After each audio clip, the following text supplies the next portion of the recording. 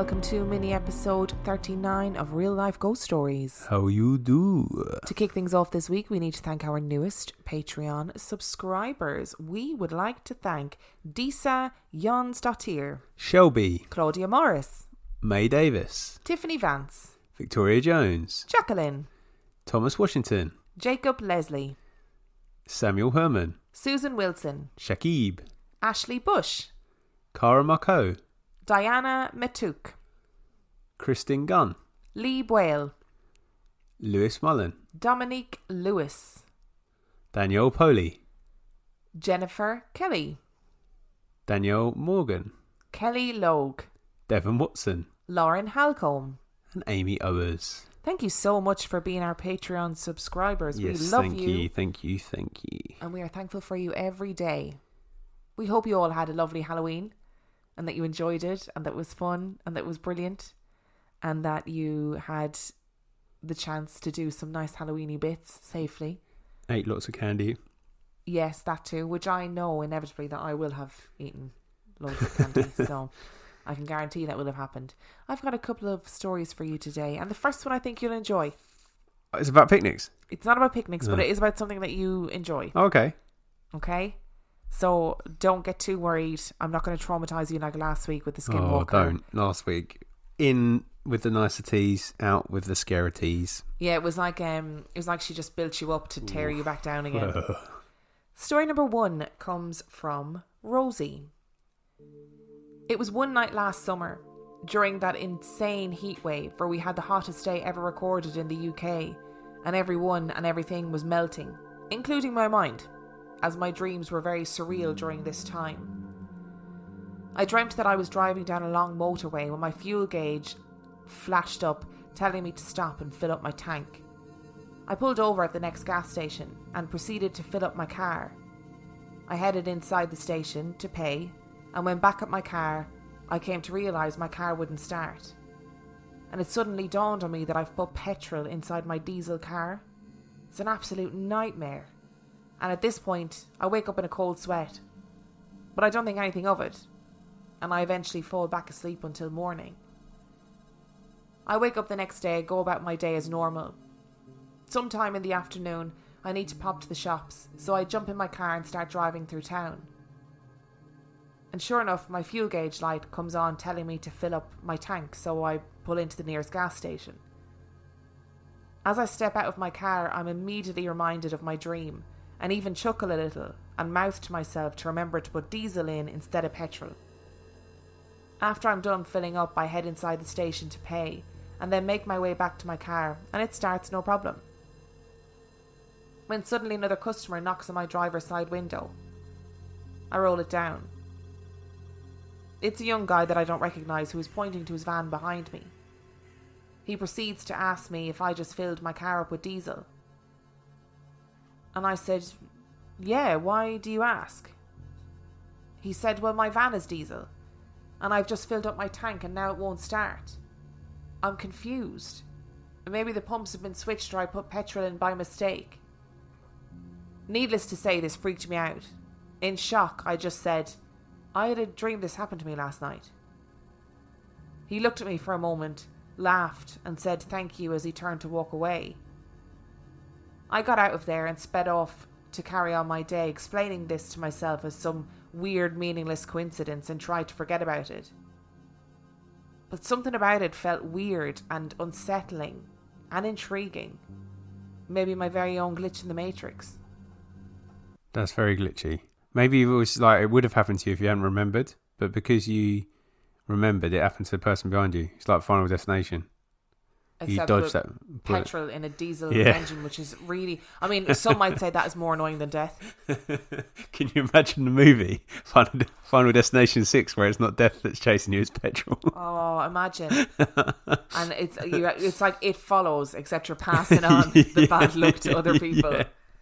I do think there are weird synchronicities in the world and weird coincidences where things happen and you go, huh, that was really strange. Or maybe I wasn't meant to do this. Or I dreamed about this. Or I had that terrible deja vu. Whatever it is. Or maybe the new pump wasn't as obvious as it had been, and it was your guardian angel just giving you the nod to make sure you paid attention when you were filling up. Yeah. And then it was the man behind you didn't listen to his guardian angel. Maybe he had the same dream. Or maybe his guardian angel just wanted to cause a bit of mischief. Cause a bit of havoc in his life. I do wonder as well that, like, you know, it seems so insignificant to dream about putting diesel in your petrol car or the other way around. But actually, for somebody, I'm not saying for this, for Rosie, but for somebody that could be their final straw. It could financially ruin them. They might not have the money to get their car replaced. Do you know what I mean? And well, they might miss something important because it's going to take time and to sort it out. Like, even if you can afford the flushing of the petrol or the diesel, I can't remember which way around Rosie's story was, but even if you can afford the flushing, it's going to hold up the rest of your day, isn't it? And you don't know what that might lead to. Or how that might impact your life. It's all sliding doors, isn't it? Oh, very sliding doors. And our second story today comes from Claire. We moved into this house when I was about 7 or 8. We lived in a small house across the road. But when the old lady died across the way, my parents decided we should move in as it was bigger. I have a twin sister and a younger sister who was about 3. The old lady died at the back door that led to the back garden. She was a heavy smoker apparently, but I didn't need to be told that because we used to smell it all the time. At one point the back door got filled in and we put a sink where it used to be. One afternoon my twin sister and I were doing the washing up, and I can't remember if she remembers this, but suddenly there was an overwhelming smell of cigarette smoke. It was horrible, but completely disappeared very shortly after. I remember being pretty freaked out by it. My twin sister and I shared a room and we would often smell old lady perfume in there. One time it was so strong I had to open the window and stick my head out because I could barely breathe. My twin sister Rihanna told me about her experience. When we shared a room and the bunk bed was in the middle of the room, I often had insomnia and couldn't sleep. On these occasions I would be wide awake and not sleepy at all. Our parents had stolen a cannonball from somewhere in Scotland years ago. Don't ask, I can't say where, they're planning on returning it next year. And it kind of just hung out around the house, it didn't really have a place. At one point we were replacing the carpets upstairs, so there was only floorboards on the landing. I was having another sleepless night. Everyone else was out for the count. I know the homeless cannonball was on the landing for some reason. When I heard it roll across the landing, stop outside our bedroom door, and then it rolled back. And that was Rihanna's memory. These things started happening almost immediately when we moved in. Most of the things that happened still happen today, so they're not as scary as they used to be. Well, not all of them. The back door that was a sink got knocked through again and we built an extension. The door to the extension being exactly where the door was where the old lady died. There's something pretty off with the extension, and no one liked going there by themselves at night. My younger sister would have friends sleep over when she was a teenager. They would stay in the extension because her room was the little room. One of her friends refused to stay over as she felt something malevolent in there. The door to the extension is in the kitchen, and it's like panels of frosted glass. I don't know about anyone else, but when the door is shut, I've seen something walk past the door on the other side. You could be stood in the kitchen at any time, and in your peripheral vision you'll see a big drip fall from the ceiling to the floor. There's never anything there, and every single person in my family has experienced it alone and with other people. It's not a big deal, but it's pretty creepy. I was there house sitting about 3 weeks ago and I saw it when I was completely alone in the house. One of the cats followed it from the ceiling to the floor. You can hear distinct footsteps going up the stairs. The steps are unmistakable. I've heard it in the night when my husband and I lived in that house, and one time when I was in the house alone. I was in the lounge and heard the steps going up the stairs, but then they carried on, which I hadn't heard before. The steps continued across the landing, and I heard the distinct sound of one of the wardrobes opening. I grabbed my cat Rags for protection and went to investigate. All the wardrobe doors upstairs were open, every single one. These were inbuilt wardrobes and clicked shut quite securely. I just noped back downstairs and shut the lounge door until my husband came home from work. The lounge is to the right of the front door as you walk in. The handle of the front door is really stiff to open. You have to really push down on it to open it, so it makes an unmistakable sound. A clunk, a creak, and a bang as it shuts again. Usually this happens when you're on your own, but it has happened to me when I've been with my mum. You'll be sat in the lounge and you hear the front door open. Clunk, creak, bang. And then you expect someone to walk into the lounge, but there's no one there. No one is there and the door is shut. I actually can't remember exactly how many times I've heard this, but it's a lot. My husband and I lived in the house for about 6 years while my parents lived abroad. He's a scientific guy, but a big X-Files fan, so is of the I want to believe ilk. I tell you, in the years we lived there, I experienced the drip and the front door ghost multiple times. My mum lives there now. My dad is still abroad for a couple more years, and it's only a mile away from where I now live. And she told me this last month. She was in the lounge with her 3 cats and she heard the front door ghost. It's important to note that she lives alone. Not only that, but all 3 of her cats stopped what they were doing and looked over at the door. Completely freaked, eyes massive, and they just stared, not moving. My mum said they kept staring at the door for ages afterwards and it really freaked her out. It's probably best to tell you now that the next part of the story mentions suicide, self-harm and mental illness. The smallest bedroom in the house used to be my younger sister's room. She hated having that room as we were growing up. She always had horrible feelings being in there and a constant feeling of being watched. One time she had a waking dream or sleep paralysis episode where she saw our family dog jumped up at a stuffed animal hanging on her curtain rail, but our dog had giant curved claws. This was obviously just a dream, but it really freaked her out. Once we had all moved out and my husband and I were living there, I used that room as an office or a studio. And that room had some bad vibes. I suffer with bouts of insomnia and a few other mental health problems. In the night, if I couldn't sleep, I would go into my office to either work or do vlogs for my personal channel. The little room seriously messed with my head. I'm medicated now, which keeps the crazies away, including hearing voices, audible and visible hallucinations, and intrusive thoughts. Even when medicated, when I was in this room, I would hear things, whispers behind me. I'd be putting on makeup and see faces in the windows. I would have voices in my head urging suicide or self-harm. Have you ever played Five Nights at Freddy's? On more than one occasion I heard the Freddy laugh outside the room door, which was behind me. I know these things just sound like the aforementioned mental illness, but I never experienced them in other rooms of the house, at night, while I was medicated. Sometimes I'd spend the night downstairs in the extension playing Skyrim, and I never heard it or I never felt anything like it. It was only in that room.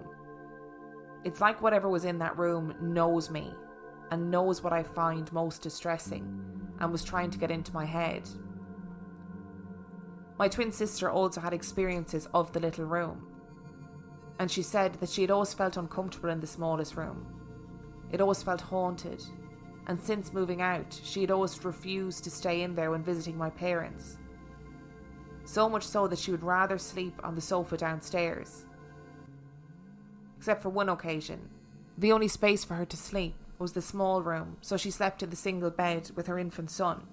The whole night he slept as well as tiny children do, but she could only sleep facing the wall, and all night she could feel this horrible presence behind her in the room. It was so strong, and she tried her best to ignore it until at one point she felt it creep right behind her and breathe in her ear. It freaked her out so much that she instantly turned the light on, screwed her eyes shut and hoped that nothing else would happen until morning. Her son has never had problems with the room. He's 4, and he doesn't mind staying in the room by himself whenever they visit my parents. Throughout the whole time my family and then my husband and I lived in that house, we had the same neighbours. They were a lovely old couple who we lived next door to for over 20 years. My bedroom as a child and the bedroom my husband and I shared was at the front of the house and shared a wall with our neighbour's bedroom. Each morning, most mornings, through those 20 plus years, the old guy would look out his bedroom window and tap on the windowsill. This tapping reverberated through to our windowsill, which was next to my head. I remember the day the old lady died. I was in and she just keeled over and died. The guy was distraught, running up and down the street asking for help. I saw her being carried out in a body bag. He stopped tapping in the morning. He became very depressed and eventually, less than a year or so later, he died too, in hospital. He was so heartbroken to be away from her that he just faded away. The morning after he died, I heard tapping on the windowsill. The same tap that he used to do every morning. We moved out a few days later, so I'm not sure if the tapping still happens every morning. There are a few more stories from that house, and more to come, I would imagine. But this is all I can gather or remember for now. I got married nearly 6 years ago, and back then my husband and I were extremely tight for money. So much so that we didn't have plans for a honeymoon because we just couldn't afford it. He was a full-time teacher at the time, and I was at university as a mature student. So we had a wedding, and as a gift, my family friend gave us the opportunity to stay a few nights in a 16th century cottage they owned in a little town near the Yorkshire Moors. We were absolutely delighted, and 2 weeks after our wedding, we drove the 3 hours to the cottage. It was gorgeous, small but cosy, peaceful and welcoming to begin with. Now, my husband swears up and down that he experienced nothing and felt nothing, but I definitely did. We were unpacking the car and I had this weird feeling of being watched. I looked around, but put it down to the cottage next to ours. Maybe the occupants were being nosy. There was something we had forgotten. It was something stupid, probably milk or tea. So my husband went into the town while I stayed back at the cottage to unpack and put the kettle on.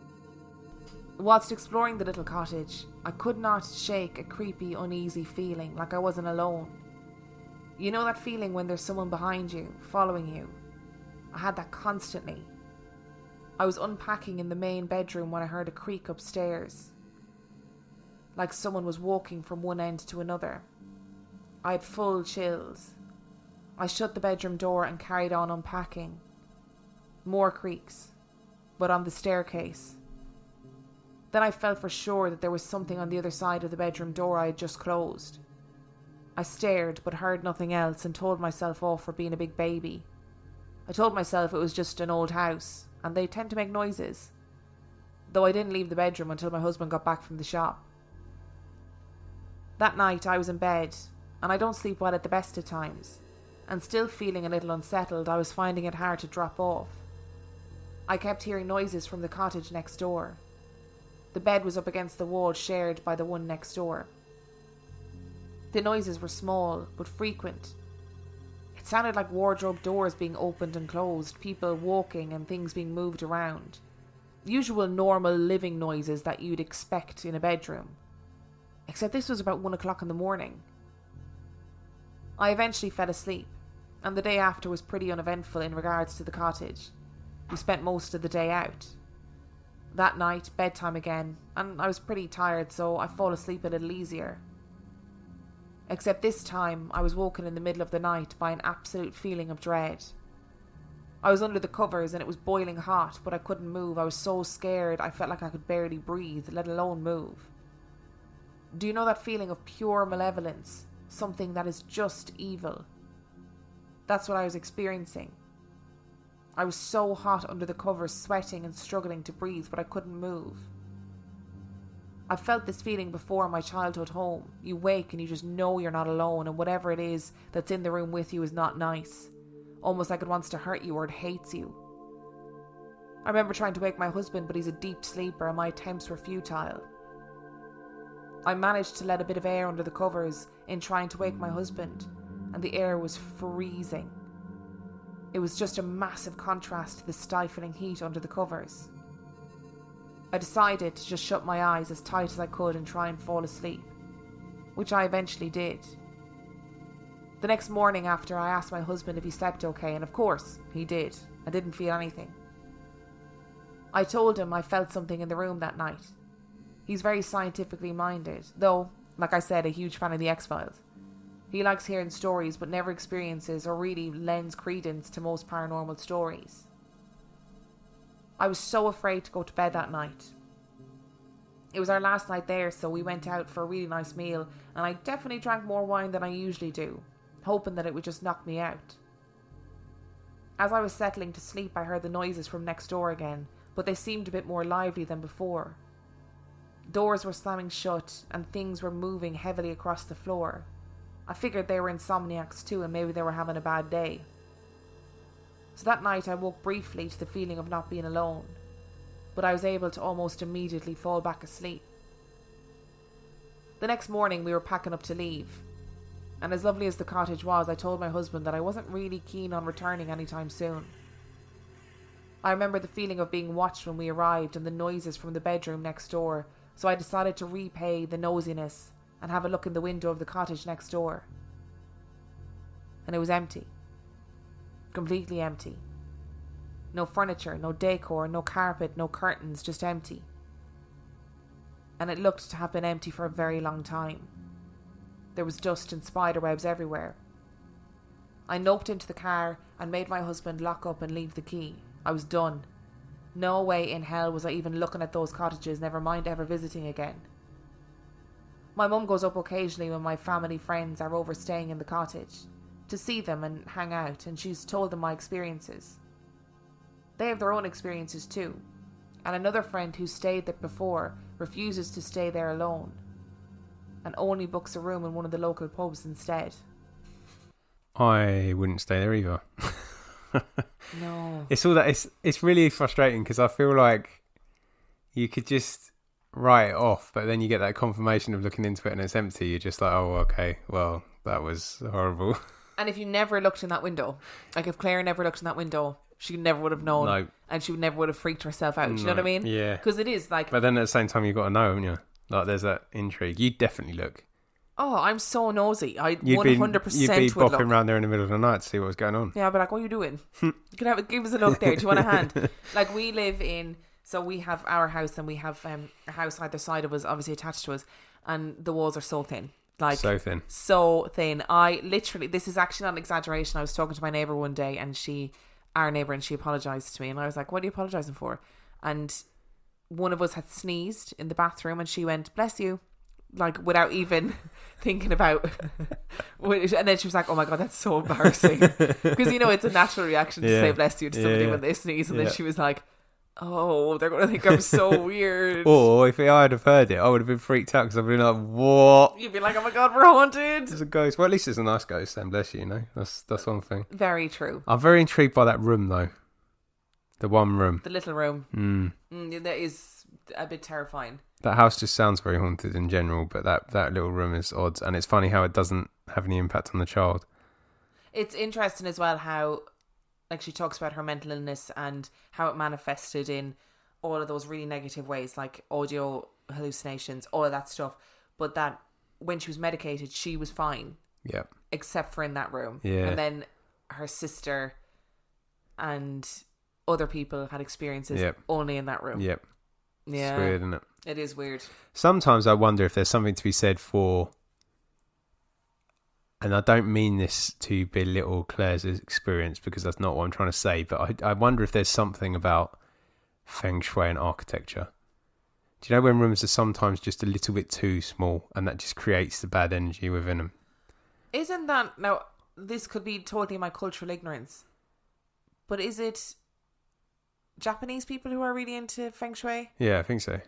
That I think, well, like, forgive me if I'm wrong because this is off the top of my head and I did not know this is where the conversation was going to go.